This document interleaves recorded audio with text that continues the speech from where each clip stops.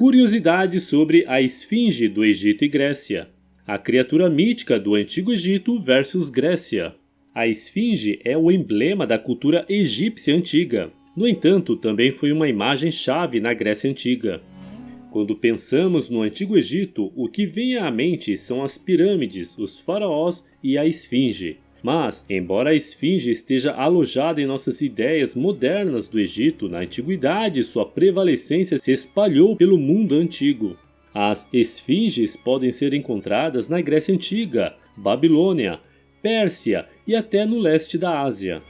Alguns têm asas, alguns são femininos, outros têm caudas semelhantes às de cobras. Mas todos compartilham o corpo felino básico e o rosto humanoide.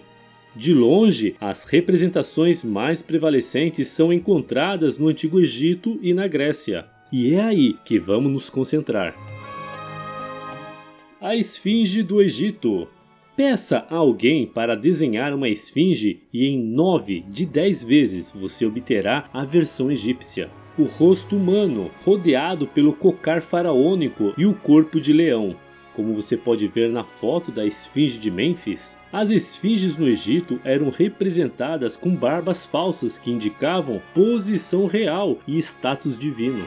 A esfinge existe na mitologia egípcia desde pelo menos 2575 anos antes de Cristo, mas potencialmente antes disso também. O exemplo mais antigo conhecido é a grande esfinge do lado de fora da grande pirâmide de Khufu ou Quéops, construído pelo filho de Quéops, Khafre. Seu rosto foi esculpido à sua semelhança. Isso estabeleceu o padrão para futuras representações da esfinge.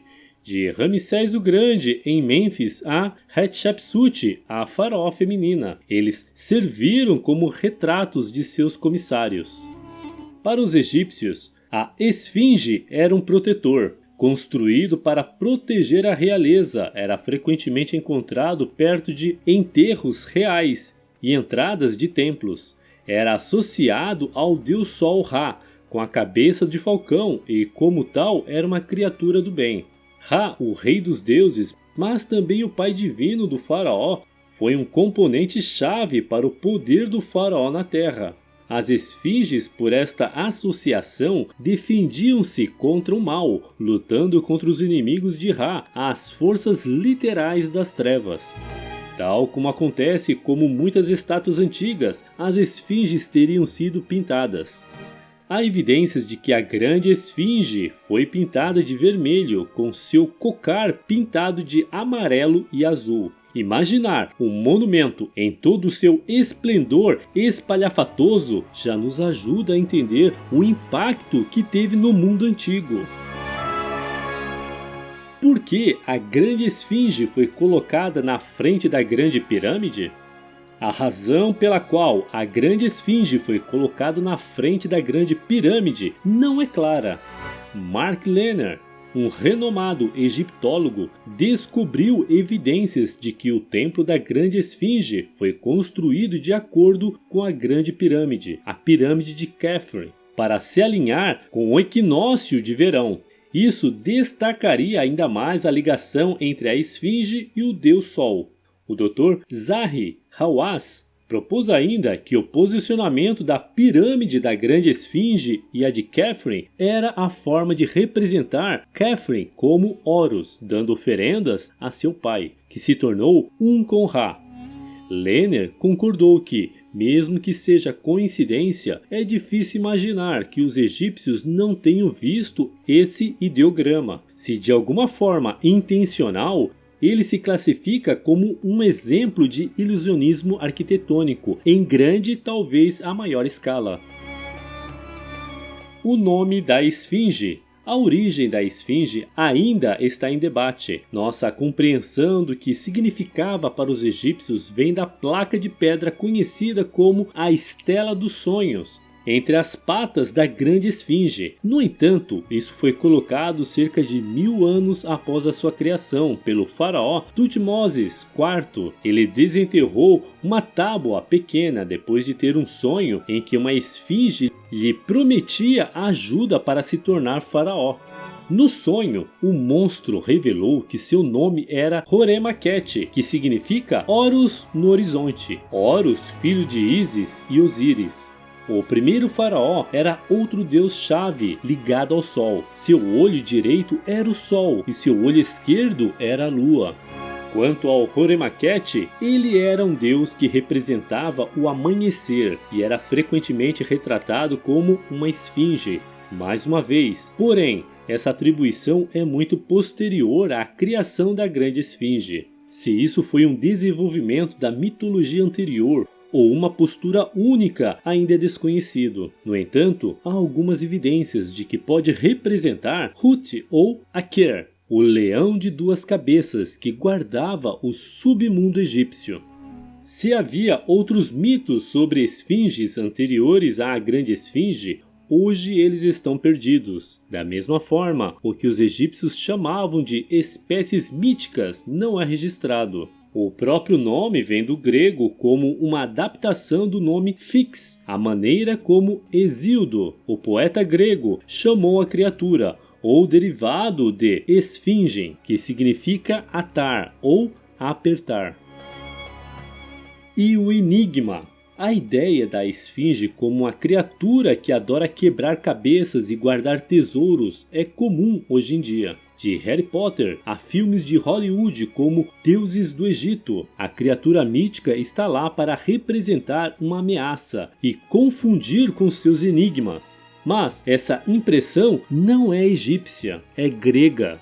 Na história de Édipo, a esfinge atua como um porteiro enviado pelos deuses à cidade de Tebas para fazer um enigma a qualquer aventureiro. Com uma resposta correta você passa e a esfinge morre. Com uma errada, ela começa a comê-lo.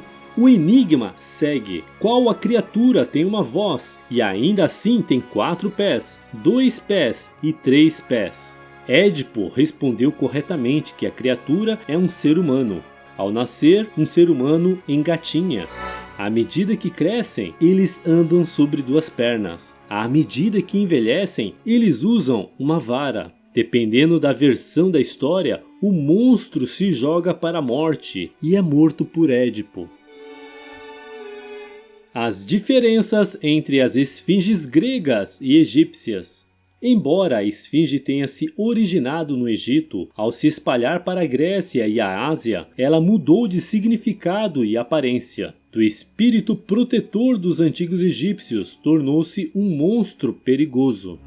No mito grego, a esfinge era filho de Ortus, um cachorro-monstro com 2 cabeças, e Equidna, meio mulher, meio cobra, ou ainda Quimera, a criatura composta de leão, cabra e cobra. A versão grega tem uma semelhança entre a personalidade e a monstruosidade com suas irmãs criaturas míticas femininas, a Quimera e as Górgonas. Suas histórias têm em comum um monstro feminino gritando e emboscando o herói masculino antes de ser enganado e morto. Nisso, portanto, a esfinge grega se encaixava no molde de outros monstros gregos. Era malicioso, implacável e traiçoeiro. Nos relatos de poetas como Estátios, as imagens monstruosas se concentravam em suas garras e os olhos malignos, sendo este último também um aspecto importante da Górgona Medusa. Fisicamente, o que constituía a esfinge da Grécia não era o mesmo que constituía a do Egito. Os últimos tinham o corpo de um leão, quase sempre uma cabeça humana. Alguns exemplos posteriores tinham a cabeça de um carneiro, e eram principalmente homens, a menos que representassem mulheres faraós, como Hatshepsut. A versão grega era sempre feminina e tinha o corpo de um felino com asas. Por que as esfinges do Egito e da Grécia são tão diferentes? Parece mais provável que o conceito da esfinge tenha se originado no Egito. Na mitologia grega, dizia-se que a criatura vinha da Etiópia, um conceito geográfico bastante vago que correspondia aproximadamente ao Alto Nilo e às terras ao sul do Egito. Então, como passamos da versão egípcia para a grega? Uma resposta possível é o tempo.